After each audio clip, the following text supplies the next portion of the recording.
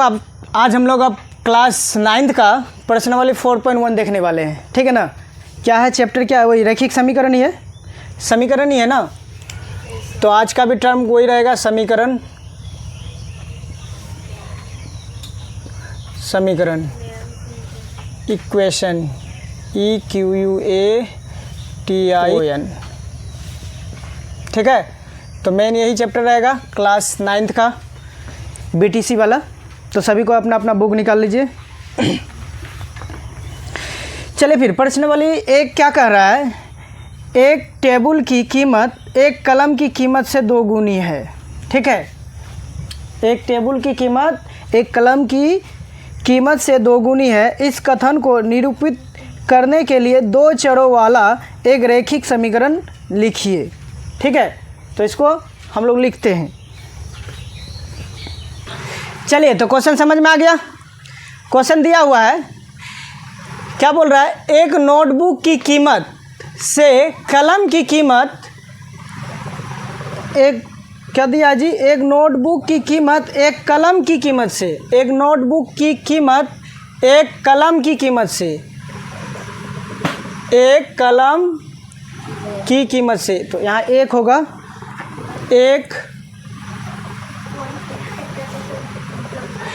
कलम की कीमत से 2 गुनी है। ये इस कथन को निरूपित करने के लिए 2 चर वाले एक रैखिक समीकरण लिखिए। चलिए क्या बोल रहा है जी, 2 चर वाले। मेन बात यहाँ ध्यान दीजिएगा ज़रा सा। यहाँ दे दिया है एक किसका, नोटबुक का कीमत दिया है जी, नोटबुक का कीमत दिया है जो कि कलम की कीमत से 2 गुनी है। कितना है जी, 2 गुनी है। तो पहले ये समझिए कि कलम का कीमत ज़्यादा है या नोटबुक का कीमत ज़्यादा है। नोटबुक का। किसका कीमत ज़्यादा है, नोटबुक का। नोटबुक का। देखिए क्या बोल रहा है, एक नोटबुक की कीमत एक कलम की कीमत से 2 गुनी ज़्यादा है। वेरी गुड, 2 गुनी है, समझ में आ गया। तो कितना ज़्यादा है जी, 2 गुनी ज़्यादा है, समझ में आ गया। 2 गुनी ज़्यादा का मतलब है, मान लीजिए अगर कलम का कीमत 5 रुपया तो नोटबुक का कीमत कितना होगा, 5 का 2 गुना 10 रुपया। अगर हम मान लिए ये कलम का कीमत 20 रुपया तो नोटबुक का कलम कीमत कितना हो जाएगा, 40 रुपया। समझ में आया। अगर हम उल्टा से समझ लें, अगर नोटबुक का कीमत 20 रुपया तो कलम का कीमत कितना हो जाएगा, क्यों, क्योंकि ये आधी हो जाएगा। जब कलम का कीमत से नोटबुक का कीमत डबल है, यानी कि नोटबुक के कीमत से कलम का कीमत कितना होगा, आधी होगा। आया बात समझ में, ठीक है, समझ में आ गया ना। चलिए तो आगे बढ़ते हैं। इस कथन को निरूपित करने के लिए 2 चर वाले, क्या बोला है जी, 2 चर वाले एक रैखिक समीकरण लिखिए। तो 2 चर वाले एक रैखिक समीकरण लिखना है, ठीक है ना। अब संकेत में कुछ दे दिया है, देखिए क्या दिया है। मान लीजिए नोटबुक की कीमत 100 रुपया, देखिए नोटबुक का कीमत कितना दिया है जी, 100 रुपया दिया है, और कलम की कीमत Y रुपया, और कलम की कीमत Y रुपया दे दिया है। तो यहाँ दे दिया है, ठीक है। तो हम 2 गुना है तो 2 गुना लिख देते हैं, लेकिन यहाँ पे 2 चर वाले बोले हैं। अगर एक चर में चाहते हैं तो 2 गुना कर देते हैं। यहाँ 2 चर दिया है, ठीक है ना। तो जो दिया है वही लिखेंगे, और इसको जस्ट क्या करना है, निरूपित करना है, बस समीकरण में ढालना है और कुछ नहीं करना है। क्लियर है, आया बात समझ में। हाँ चलिए फिर करते हैं।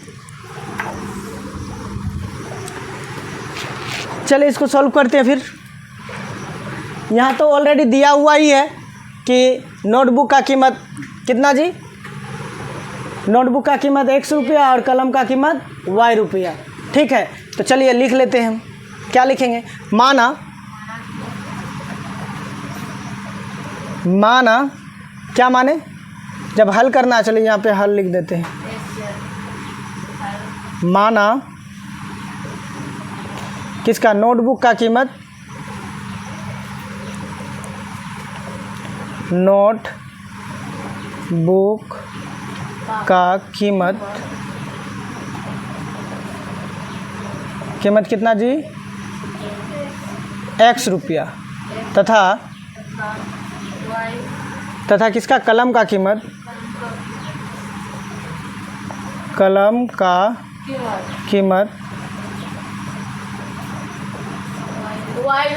Y रुपया, ठीक है। तो ये हो गया। अब इसको क्या करना है, समीकरण में ढालना है, इसको क्या करना है, बस समीकरण में ढालना है। ठीक है, तो देख लीजिए ये ज़्यादा है, नोटबुक का ज़्यादा है, इससे 2 गुना ज़्यादा है। ठीक है ना, तो इसका मतलब तो प्रश्न से अब क्या करेंगे, प्रश्न से या प्रश्न अनुसार क्या लिख सकते हैं, प्रश्नानुसार, या तो आप इसको दे सकते हैं या फिर आप ऑब्लिक दे के लिखना चाहेंगे, कैसा लिख सकते हैं, प्रश्नानुसार, प्रश्नानुसार। तो मतलब प्रश्न के अनुसार, प्रश्न जो कह रही है उनके अनुसार हम लिखेंगे। ठीक है, तो इन दोनों में से कोई एक लिखना है। ठीक है, प्रश्न से यानी प्रश्न क्या कह रहा है, प्रश्न से लिखना है या प्रश्न के अनुसार। ठीक है ना, तो चलिए इधर देखते हैं। तो प्रश्न से हम लिख रहे हैं, हम क्या लिख रहे हैं, प्रश्न से। तो प्रश्न से क्या लिख रहे हैं जी, क्या पाए हम प्रश्न से, x जो है, x और y, ध्यान दीजिएगा, x और दोनों y जो है, क्या दोनों का वैल्यू सेम है, x और y का दोनों का वैल्यू सेम है क्या, नहीं है। तो x इजिकल टू वाई हम नहीं लिख सकते, जब वैल्यू सेम नहीं है तो हम बराबर ऐसे नहीं, इधर y मान लीजिए, तो क्या बीच में बराबर दे सकते हैं, बराबर होगा, अभी नहीं होगा। क्यों, क्योंकि बोल दिया है कि नोटबुक का जो कीमत है वो कलम के कीमत से 2 गुना है। ठीक है, तो यानी कि बराबर का मतलब होता है कि दोनों तरफ बराबर होना चाहिए, दोनों पक्ष में, right hand side and left hand side दोनों तरफ इक्वल होना चाहिए कि नहीं। ठीक है, तो दायां पक्ष और बायां पक्ष कैसे इक्वल होगा, या तो इसको क्या करेंगे, 2 गुना कर देंगे, एक्स का कीमत किसका है, एक्स तो नोटबुक का, तो ये तो ऑलरेडी ज़्यादा है, ये क्या है, ज़्यादा है, ये ज़्यादा है, ये कम है, तो या तो हम इसमें 2 से गुना करेंगे तब इक्वल होगा, क्योंकि y के कीमत से x का कीमत 2 गुना है ना। तो या तो एक तरीका है कि इसको हम 2 से गुना कर देंगे, क्या है कि नहीं, 2 से गुना कर देंगे, हो जाएगा। या फिर अब मान लीजिए इसका वैल्यू है 4, इसका वैल्यू कितना है जी, 4, और इसका है वैल्यू 2, तो बीच में तो हम मान लीजिए जिसका 2 गुना हुआ ना, ये क्या है, नोटबुक, ये क्या है, नोटबुक, ये है नोटबुक, ये है नोटबुक, और ये कलम। ठीक है, तो बोल दिया है, यहाँ बोला है, क्या बोला है जी, कि नोटबुक की कीमत एक कलम की कीमत से 2 गुनी है, नोटबुक का कीमत कलम की कीमत से 2 गुनी है। जब नोटबुक का कीमत यानी कि कलम की कीमत से 2 गुनी है, तो कलम अगर 2 टका है तो ये 4 टका हो गया, क्या है कि नहीं। अगर ये 8 होता तो ये 16 हो जाता, 2 गुना ज़्यादा होता। तो देख लीजिए, क्या इसमें हम ये 4 और 2 को आपस में बराबर लिख सकते हैं, बराबर आप कहेंगे, नहीं कहेंगे। तो इसमें अगर हम इक्वल लिखना चाहें तो क्या कर सकते हैं, या तो इसको 2 से गुना करना होगा, तब दोनों का वैल्यू बराबर होगा कि नहीं। हाँ, और कोई दूसरा उपाय बताइए, तो अगर हम चाहते हैं कि यहाँ पे 2 से गुना ना करें तो और कोई दूसरा उपाय बताइए ताकि ये इक्वल हो जाए, हम बीच में बराबर लिख सकते हैं। अभी तो बीच में बराबर नहीं ना दे सकते हैं, नहीं दे सकते। अगर हमको बराबर करना हो तो बोलिए, और क्या कर सकते हैं, दूसरा उपाय क्या है, थोड़ा सा लगाइए दिमाग।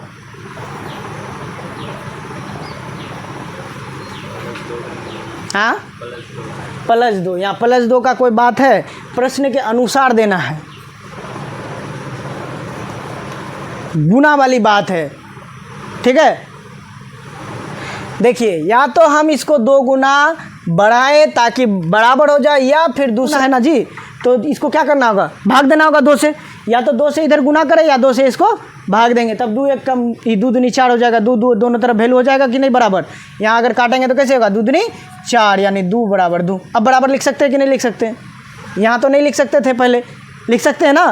तो यानी कि कहने का मतलब यही है कि अगर हम बात करें कलम की ओर से, तो कलम की ओर से नोटबुक का कीमत 2 गुना ज़्यादा है। अगर हम नोटबुक से सोचें तो नोटबुक का जितना कीमत है कलम का आधी है, कलम का आधी है कि नहीं है। हाँ, तो ये नोटबुक का जितना है कलम का क्या होगा, जो नोटबुक के कीमत जो है, नोटबुक के कीमत से कलम का कीमत आधी है, तो नोटबुक का कीमत कितना है, 4 है, तो इसका 2 है, आधा है, तो आधा यानी कि 1/2 से इसको भाग देना होगा, या गुना करना, अगर गुना की बात हो तो 1/2 से गुना करना होगा, यानी तो 2 से भाग देना होगा। समझ में आया। ठीक है, तो ये 2 तरीका है, क्लियर है। तो वही चीज़ हमको करना है। तो जैसे सिंपल सा दिया है उतना दिमाग नहीं लगाने जाएंगे। सिंपल बोला है क्या कि ये x जो है यानी कि नोटबुक का कीमत जो कलम के कीमत से 2 गुना ज़्यादा है। जब ये 2 गुना ज़्यादा है तो इसको कम वाले को 2 से गुना कर देना होगा, है कि नहीं, तब दोनों तरफ बराबर हो जाएगा। होगा ना। जैसे यहाँ हमने क्या किया, अब यहाँ पे हम जब ये बोल दिया कि 4 है और इससे ये 2 गुना है, तो इसको भी 2 गुना कर देते हैं इसका, तो 2 से गुना करेंगे तो अब बराबर हो जाएगा ना 4, और इधर भी 4, अब दोनों इक्वल हो जाएगा ना। तो वही चीज़ यहाँ पे करना है, ठीक है ना। यहाँ तो चर संख्या में, चलिए तो अब क्या हो जाएगा, इसलिए x = 2y, ठीक है। ये लिख सकते हो आप, इसको इस तरह से निरूपित कर सकते हो। चाहो तो आप यहाँ पे आंसर दे सकते हैं, या फिर आप इसको भी और लेके x - 2y कर देंगे, इधर क्या बच जाएगा 0, x - 2y कर देंगे, इधर बच जाएगा 0। अगर इसको सजा लिए तो इस तरह से हो जाएगा। ये हो गया आपका समीकरण बन के तैयार हो गया आंसर। आप चाहो तो यहीं लिख दो, या यहाँ चाहो तो यहाँ लिख दो। क्लियर है, कोई दिक्कत, समझ में आ गया। जैसा कथन बोला बस वैसा ही ढाल देंगे, ठीक है ना। कथन जैसा बोलेगा उसको बस समीकरण में डाल देना है। क्लियर है, कोई डाउट है तो किसी का पूछिए, नहीं ना। चलिए फिर इसको उतारिए। चलिए नेक्स्ट क्वेश्चन क्या है। क्वेश्चन है, निम्नलिखित रैखिक समीकरण को ax + by + c के रूप में व्यक्त कीजिए और प्रत्येक स्थिति में a, b और c के मान ज्ञात कीजिए। चलो बोला है रैखिक समीकरण को, क्वेश्चन क्या है जी, क्वेश्चन है, अच्छा क्वेश्चन नंबर 2 ना,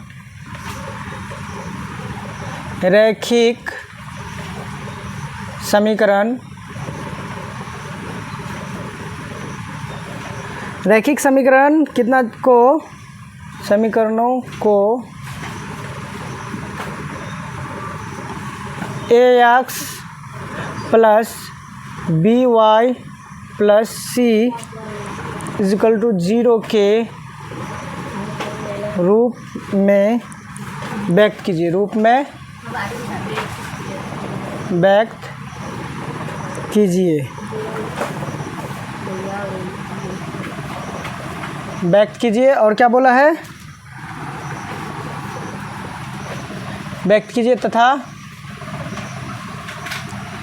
a, b और c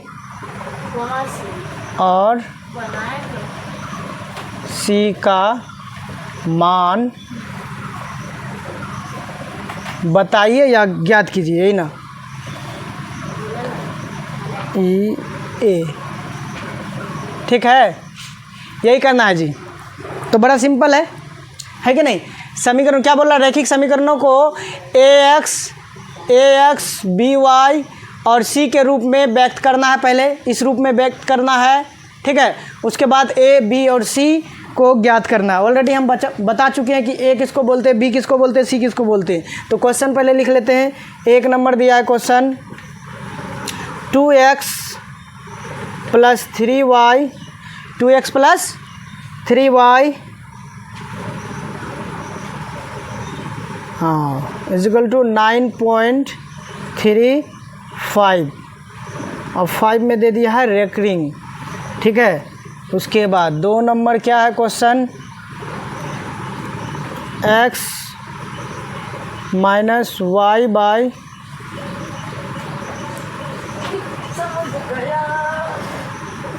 5 - 10 = 0, ठीक है।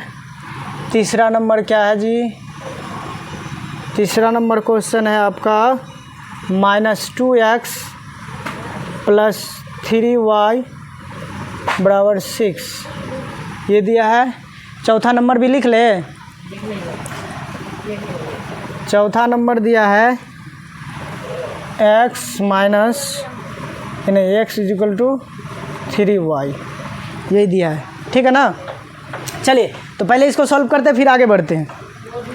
चलो जरा ध्यान दीजिएगा इधर, देखिए यहाँ पे क्या बोला है, पहले रूप कौन सा बोला है जी, पहले रूप बोला है ये वाला रूप, इस रूप में पहले लाना है समीकरण को, यानी कि ax + by + c = 0, इस रूप में लाना है। उसके बाद a, b और c का मान ज्ञात करना है। तो हमने आप लोगों को पहले ही बता चुका है कि a का मतलब होता है x का गुणांक, x के गुणांक को क्या बोलते हैं, ए बोलते हैं, एक्स का गुणांक को क्या बोलते हैं, ए बोलते हैं, और वाई का गुणांक को क्या बोलते हैं, बी, और संख्या वाले को सी कहते हैं। ठीक है ना, इतना क्लियर है, क्लियर है ना। तो चलिए सबको पहले इस रूप में लेके आते हैं हम लोग। चलिए फिर इसको इस रूप में लेके आते हैं ना। तो 3 साइन था, या तो आप एरो मार्क दे सकते हैं, या फिर ओ आर और लिख सकते हैं, या फिर या लिख सकते हैं। ये तीनों में से किसी भी साइन का आप इस्तेमाल कर सकते हैं, है कि नहीं। चलिए फिर, तो 2x सर यहाँ पे है, 3y है, तो इसको पहले सॉल्व कर लेते हैं। 2x प्लस 3y, अब देखिए बराबर के उस पार है, जबकि बराबर के उस पार हमको क्या चाहिए, 0 चाहिए ओनली। तो ये संख्या जो इसको इधर लेके आ जाएंगे, माइनस, ये प्लस में है तो इधर आ जाएगा -9.35, और 5 पर रेकरिंग इज इक्वल टू 0। अच्छा ज़रा ध्यान दीजिए इधर, ये जो 5 में रेकरिंग है, मतलब समझ में आ रहा है, जब किसी भी चीज़ को भाग देने पर वो बार बार वही चीज़ रिपीटेड होता है, रिपीटेशन होता है उनका, वो रिपीट हो रहा है, तो उसी को रेकरिंग देते हैं उस पर। ठीक है ना, कि वो बार बार आता है। क्लियर है। तो चलिए ऐसा ही कुछ है। तो खैर जाने दीजिए, हमको ए बी और सी निकालना है, ए और बी और सी का मान निकालना है। तो क्या करेंगे जी, हम लोग जानते हैं कि x का गुणांक को a बोलते हैं, y का गुणांक को b बोलते हैं, और संख्या को c बोलते हैं। तो जब इतना हो गया तो इसलिए हम लिख सकते हैं, इसलिए a इज इक्वल टू कितना हो गया जी, a बराबर कितना बताइए आप लोग, 2x नहीं, x का गुणांक को ही बोलते हैं a। तो x का गुणांक कितना है, 2 ना है, गुना वाला अंक कितना है, 2, तो 2 हो गया, a बराबर 2। अच्छा b बराबर कितना हो जाएगा, हाँ y का गुणांक यानी 3, तथा c बराबर कितना हो जाएगा, 9.3 कितना 9.35 पर रेकरिंग, यही ना। 9 चिन्ह पे भी थोड़ा सा ख्याल करना है, इसका चिन्ह क्या है, माइनस है, क्या है, माइनस है, तो -9.35 रेकरिंग। क्लियर है, यही हो गया आपका आंसर। वेरी सिंपल है ना, बहुत ही ईजी, समझ में आ गया। तो अब एक तरफ से चाहेंगे तो पूरा का पूरा बता देंगे, ठीक है ना, तो इजीली बता देंगे। अब देखिए अगर हम बात करें ये समीकरण 2 में, तो समीकरण 2 में तो ऑलरेडी दिया हुआ है, समीकरण 2 में ऑलरेडी सजाया हुआ इस रूप में है ना, इसी रूप में ना है जी, ax plus B Y plus C is equal to minus is equal to 0 है, तो यहाँ 0 है, तो यहाँ पे क्या है, इस रूप में है, तो डायरेक्ट हम ए बी सी लिख सकते हैं कि नहीं, लिख सकते हैं ना। तो हम डायरेक्ट लिखेंगे, इसलिए यहाँ पे डायरेक्ट लिख दें। हाँ चलिए यहाँ पे लिख देते हैं, दूसरा पेन का यूज कर लेते हैं, संक्षेप रूप दिया हुआ है। अच्छा एक बात, चलिए लिख लेते हैं, डायरेक्ट लिखते हैं। चलिए ए इजिकल टू कितना हो गया, ए का वैल्यू कितना हो गया जी, यहाँ पे एक्स का गुणांक ना, तो कुछ नहीं है, यहाँ कुछ नहीं है, तो 1 माना जाता है कि नहीं, हाँ 1, तो ए का वैल्यू कितना हो गया 1, कोमा।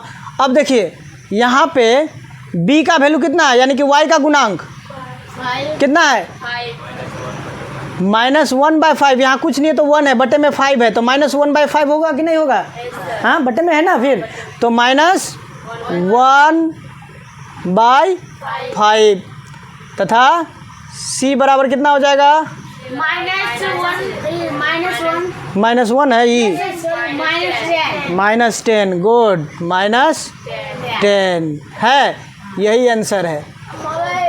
आया बात समझ में, आंसर चाहे तो आप लोग मैच कर सकते हैं, कर लिए, माना डाउट है मास्टर पे अभी भी ना, चलो ठीक है, नहीं मतलब संतुष्ट होना बहुत ज़रूरी है कि नहीं। चलिए ठीक है, तो ये कंप्लीट हो गया, ये वाला वो ऐसा नहीं हो गया आप लोगों का जो वाह वाला जो कर रहे हो, वो इस तरह का हिसाब बन गया ये। चलिए ठीक है, चलिए फिर तीसरा नंबर आप लोग खुद बताएंगे, उस काबिल बन जाइए कि आप खुद सॉल्व कर सके, ठीक है ना, ऐसा नहीं कि कॉपी टू पलटा के देखना पड़ेगा, ये बिल्कुल नहीं। चलिए अब इधर देखते हैं, आप ही लोग बता रहे हैं, माइंड आपका हाथ मेरा है कि नहीं, पूरा बॉडी को जिस तरह से माइंड कंट्रोल करता है ना जी, हाथ क्या, देखिए बहुतों बार ऐसा आप लोगों को लगता होगा कि सर या सर कभी कभी डांट देते हैं, अरे कितना लेज़ी इंसान है जी, हाथ तुम्हारा काहे नहीं चल रहा है। या फिर कोई बच्चा बोलता है बहुत लेज़ी है, बहुत आलसी है, हाथ चलता ही नहीं है। और कोई बोलता है कि मेरा हाथ बहुत फास्ट चलता है, जब लिखते हैं हम बहुत फास्ट हाथ चलता है। लेकिन वास्तविकता की यह है कि उसका हाथ फास्ट नहीं चलता है, बल्कि उसका माइंड फास्ट चलता है, क्योंकि माइंड ही बोलता है ए अभिषेक उठाओ पेन, खोल उसका कैप, पीछे लगा और लिख डाल। अब क्या लिखना है, कुछ भी लिख देगा क्या? नहीं, अब माइंड कंट्रोल करता है, माइंड बोलता है हाँ लिखो, ऐसा ऐसा लिखो, ऐसा ऐसा लिखो, है कि नहीं? तो अगर माइंड आप में माइंड का अगर आपका माइंड में आ रहा बात तो आप फास्टली लिखेंगे। अब नहीं आ रहा तो बहुत तो ऐसे कर रहा है, सोच रहा है क्या होगा, इसके बाद क्या होगा, तो मतलब माइंड में नहीं आ रहा है। तो माइंड जितना फास्ट आपका चलेगा उतना ही फास्ट आपका हाथ चलेगा, ठीक है? तो ये कहना एक तरह से गलत होगा कि हाथ मेरा फास्ट चलता है या हाथ मेरा स्लो चलता है, नहीं, बल्कि आपका माइंड स्लो चलता है तब आपका हाथ स्लो चलता है। क्लियर है? तो माइंड को थोड़ा सा शार्प बनाइए। और माइंड शार्प कैसे बनेगा? कोई भी चीज़ को बार बार रिपीट कीजिए, रिपीटेशन कीजिए बार बार, अगेन एंड अगेन, फिर आपका धीरे धीरे आने लगेगा। मतलब कोई भी चीज़ होता है ना, जब एक बार में समझ में नहीं आता, फिर थोड़ा सा दोबारा पढ़ेंगे, थोड़ा सा और बढ़ गया, तीसरा बार। कभी कभी ऐसा होता है कि ओ सर ये समझ में नहीं आता, छोड़ देते हैं, और जिससे जितना भागोगे वो भी आपसे उतना भागेगा।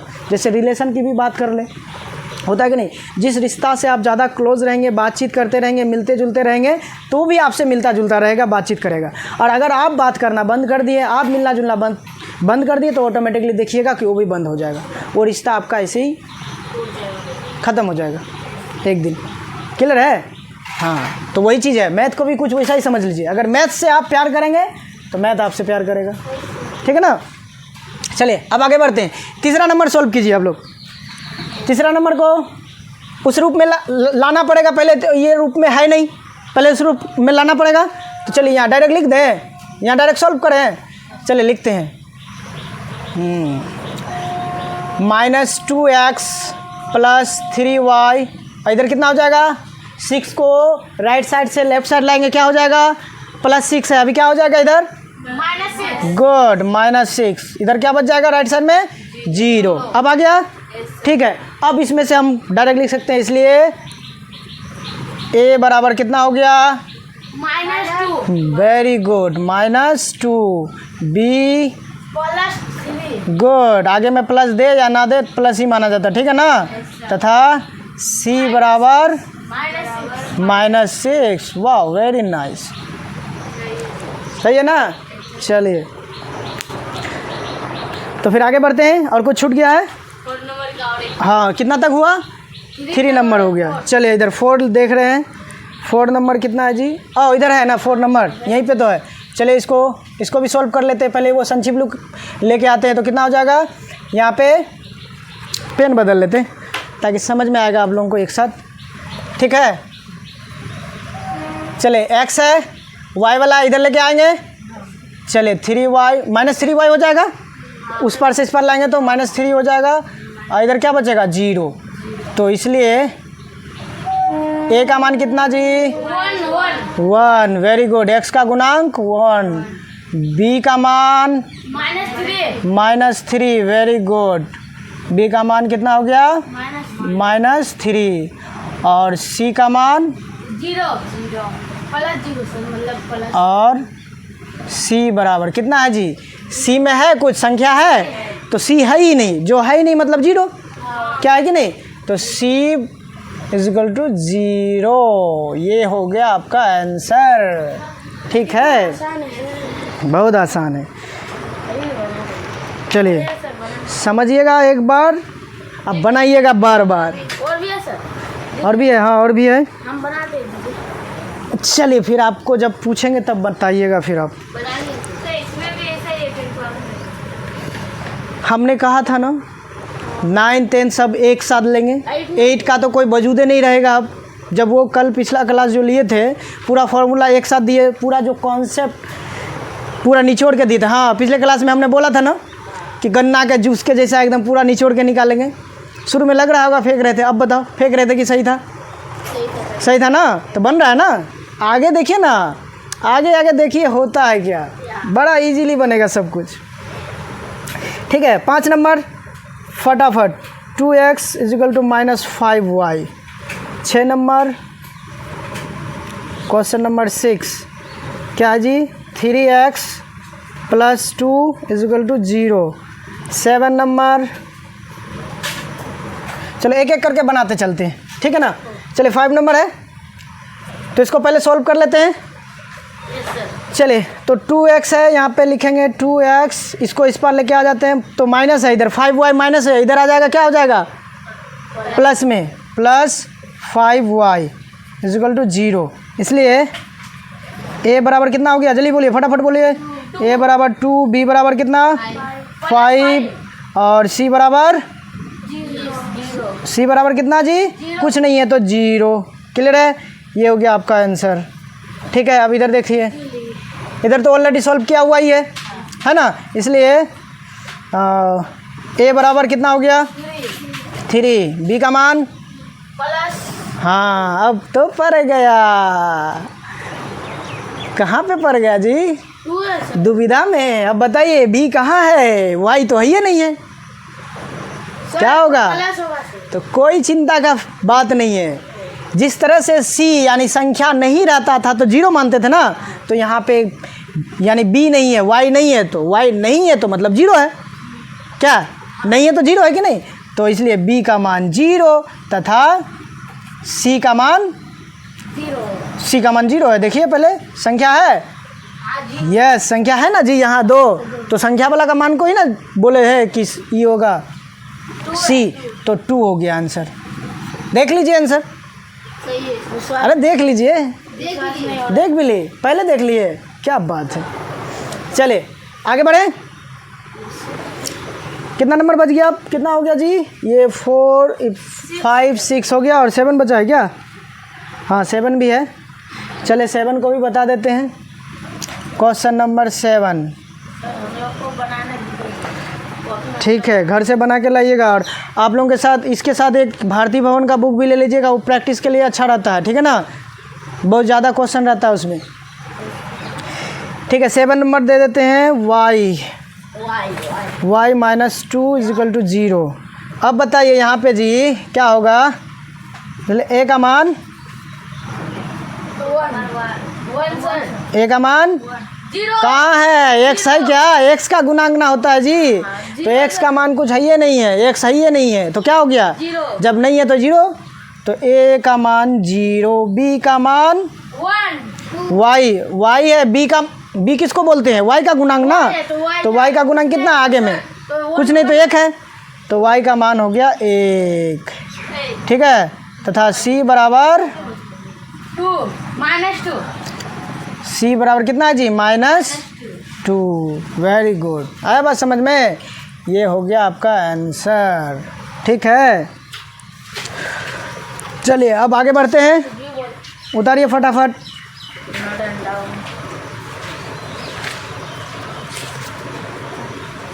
और आगे बना लें। हाँ चले, और एक बचा है, उसको भी कंप्लीट कर लेते हैं। 8 नंबर है, 8 number 5 is equal to 2x। ठीक है, 5 इज इक्वल टू, चले तो इसको ज़रा सा ध्यान दीजिएगा, ये कुछ यूनिक है, ठीक है ना। हाँ तो बताइए, अच्छा इसको पहले सॉल्व करना होगा, एक तरफ लाना होगा। तो एक तरफ जब लाएंगे तो ये वाला x वाला पद पहले लेके आ जाते हैं, -2, आई प्लस में है तो प्लस में 5 रख दिए, बराबर इधर 0 हो गया। ठीक है ना, इसलिए a का मान कितना हो गया जी? आप बताइए, a का मान कितना है? फटाफट देख के बोल लीजिए ना। -2, गुड। तो -2, b का मान 0 है ही नहीं, y है, y नहीं है तो यानी 0, तो 0। और c का मान 5 तथा c का मान 5। गुड, ये हो गया आंसर। फटाफट इसको नोट डाउन कीजिए।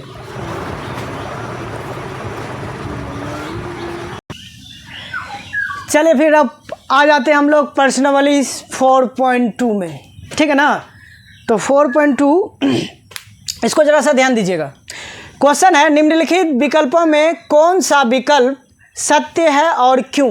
ये पूछा है। तो विकल्प क्या है, एक है, एक अद्वितीय हल है, या केवल दो हल है, या अपरिमित रूप से अनेक हल है।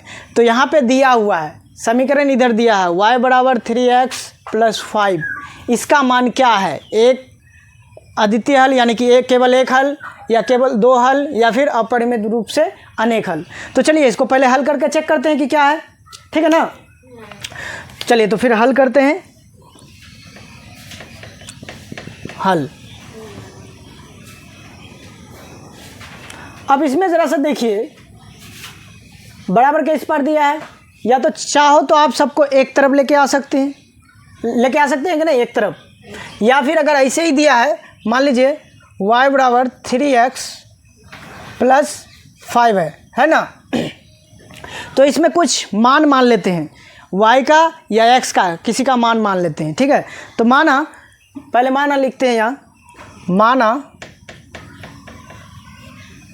माना x बराबर कुछ भी मान लेते हैं, 0 1 2 3 कुछ भी मान लेते हैं, तो फिर y का मान कितना आता है, ठीक है। माना x बराबर 0 मान लें, चलिए 0, तो जब x का मान कितना हो जाएगा 0, तो अब x के जगह में 0 का मान पुट कर देंगे। तो यहाँ पे क्या था, y बराबर 3x + 5 है। तो यहाँ पे अब क्या हो जाएगा जी, y = 3 × 0, x का मान कितना आया 0, तो x का मान को बैठाएंगे यहाँ पे 0 + 5, तो क्या हो गया यहाँ पे y, तो कितना होगा, 0 से 3 को गुना करेंगे कितना, 0 ही होगा, 0 + 5, इसलिए y बराबर कितना आ गया जी 5, y का वैल्यू कितना हो गया 5, ठीक है। पुनः यार फिर माना, या पुनः, चलिए पुनः माना x बराबर कुछ भी मान लिया, अभी 1 मान लिए, ठीक है ना। पुनः मैंने माना क्या, x बराबर 1, ठीक है। तो क्या हो गया, y = क्या है क्वेश्चन, समीकरण उतार लेंगे, y = 3x + 5, ये वाला है ना, ठीक है। फिर इसको सॉल्व करेंगे, देखते हैं फिर y का मान कितना आया। देखिए x का मान हमने कितना माना जी, 0 माना, तो y का मान कितना निकल गया, 5 निकल गया। अब देखते हैं कितना निकला, अभी x का मान हमने 1 माना, अब देखते हैं y का मान कितना आ रहा है। तो y = 3 × x का मान हमने माना 1, तो x के जगह में 1 बैठाएंगे +5, अब देखते हैं कितना आता है, y = 3 × 1 3 + 5, इसलिए y = कितना हो गया जी, 5 3 8 हो गया। हाँ, फिर एक बार मानते हैं, फिर माना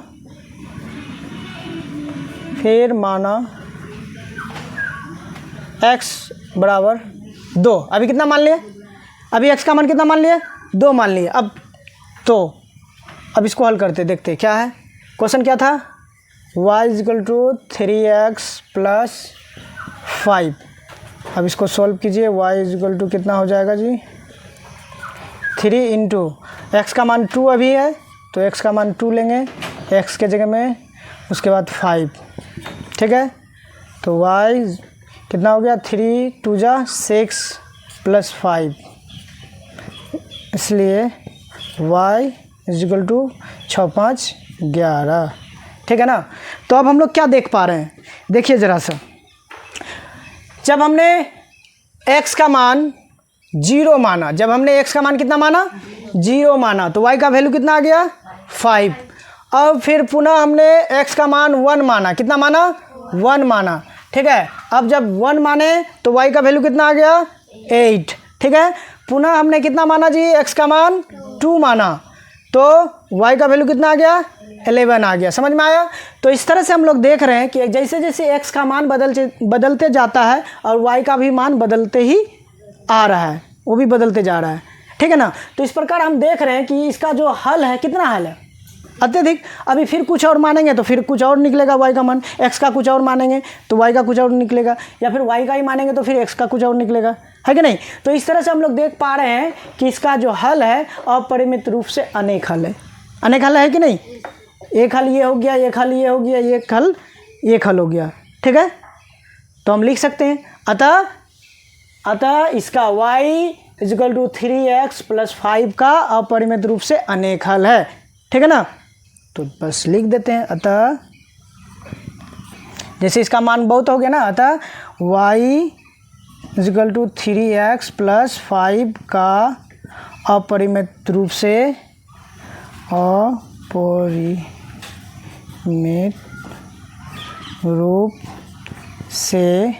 अनेक हल है। क्या है जी? अनेक हल है, अनेक हल है। यानी ऑप्शन नंबर कितना? 3 है ना। ऑप्शन नंबर कितना जी? ऑप्शन नंबर 3, यही हो गया आंसर। आया बात समझ में? क्लियर है? कोई डाउट नहीं ना? चलिए फिर, और इस तरह से हम लोग देख रहे हैं, क्या देख रहे हैं जी? आगे क्या है, बोल रहा है कि निम्नलिखित समीकरण में से प्रत्येक समीकरण के 4 हल लिखिए। तो इस तरह से देखिए, एक आप लोगों का आप रहेगा, क्या रहेगा, इसी टाइप का है, आप लोग बना लेंगे इसको। तो बोल रहा है निम्नलिखित समीकरण में से प्रत्येक समीकरण के 4 हल लिखिए। तो 4 हल लिखने बोल रहा है। क्वेश्चन क्या है जी? 2 नंबर में ये घर से बना के आएंगे। 2 नंबर का 1 नंबर मान लीजिए क्या दिया है, 2x + y = 7। अब इसका लिखना है, प्रत्येक समीकरण के 4 हल लिखना है। कितना हल लिखना है जी? 4, बस कुछ नहीं, बस ऐसा ही है। तो 1 2 3 हमने ऑलरेडी 3 हल निकाल लिया ना, तो इसको भी वैसा ही कर लेना है। x का कुछ भी मान निकाल लेंगे, उसके बाद सॉल्व करेंगे उसको। क्लियर है? किसी एक टर्म को एक तरफ कर लिए, मान लिए 7 है, या इसको y को एक तरफ कर ले, ठीक है, समझ में आगे बात। तो इसको एक तरफ कर लीजिएगा, उसके बाद कुछ भी मान लीजिए, मानना कि x बराबर इतना, तो y, तो x के जगह में x का मान बैठा देंगे। या फिर अगर मान लिए कि माना y बराबर इतना, तो y के जगह में वो मान पुट कर देंगे, ठीक है ना। कोई दिक्कत होगा? 4 मान निकालना है, इस तरह से 4 मान निकालना है। इस तरह से आप बना लीजिएगा, एक कॉलम बना लीजिएगा, ठीक है, ऐसे करके 4 कॉलम होगा, यहाँ x वाला, यहाँ y वाला। तो x का कितना मान है, सपोज कि x का हमने यहाँ पे देख लीजिए, सपोज कि x हमने माना 0, x हमने 0 माना, तो y का वैल्यू कितना आ गया जी? 5। तो यहाँ 5 लिखेंगे। x का वैल्यू हमने कितना माना? 1 माना, तो x के जगह में 1 लिखेंगे, तो y का वैल्यू कितना आ गया? 8 आ गया, तो यहाँ पे 8 लिखना है। x का वैल्यू कितना माना? 2 माना, तो y का वैल्यू कितना आ गया? 11 आ गया। इस तरह से लिखना है, समझ में आ गया बात? 4 टाइम्स, ठीक है ना, निकाल लीजिएगा। तो आप लोग अच्छी तरह से कोशिश करके आइए और अच्छी तरह से इसको बनाइए। उम्मीद है कि आपने जो समझा बना लेंगे इसको, ठीक है। चले फिर, आज का क्लास कैसा रहा? बहुत अच्छा रहा, थैंक यू। और साथ ही साथ जो हमें यूट्यूब में देख रहे हैं, अगर आप सबको भी अगर क्लास अच्छा लगे, पसंद आए, तो प्लीज़ इसको लाइक करना ना भूलें एंड शेयर कीजिए अपने दोस्तों में। और हमारे चैनल को सब्सक्राइब कर लीजिए अगर नए हैं आप हमारे चैनल में, क्योंकि ये कंटेंट आपका कंटिन्यू रहेगा और टोटली फ्री रहेगा। ऑफलाइन के लिए तो पेड क्लास है, बाकी आप लोगों का यूट्यूब के लिए टोटली फ्री है। तो बस आप लोगों से कोई पैसा का चार्ज नहीं किया जाएगा, लेकिन हाँ, आप लोगों से कुछ मांगना चाहते हैं, बस इतना ही मांगना चाहते हैं, थोड़ा सा सपोर्ट चाहिए। सपोर्ट क्या चाहिए? अगर आप लोग भी कमेंट करके बताएं कुछ अच्छा है या बुरा कुछ भी, तो हमको भी अच्छा लगेगा, ठीक है। तो सपोर्ट ये है कि कम से कम एक आदमी को शेयर कीजिए अपने फ्रेंड को, ताकि उसका भी कुछ अच्छा हो जाए, उसका भी भला हो जाए, ठीक है। और सब्सक्राइब करना ना भूलें, ताकि इस तरह का अगर कंटेंट आपको पसंद हो तो हम रेगुलर बना रहेंगे। और आप लोग को कैसा लग रहा है, कहाँ से हैं, नाम क्या है, थोड़ा सा नाम के साथ कमेंट करके बताएं कि आप लोगों को क्लास कैसा लग रहा है, क्या हम इसको कंटिन्यू रखें, या कुछ भी अगर इम्प्रूवमेंट की बात हो, या कोई विशेष टर्म जिसमें आपको डाउट हो, अगर उसको भी अगर आप सॉल्व करना चाहते हैं, तो आप लोग का स्वागत है। कमेंट सेक्शन में आप लोग कमेंट करके ज़रूर बताएं, ठीक है। फिर मिलते हैं अगले क्लास में, तब तक के लिए जय हिंद।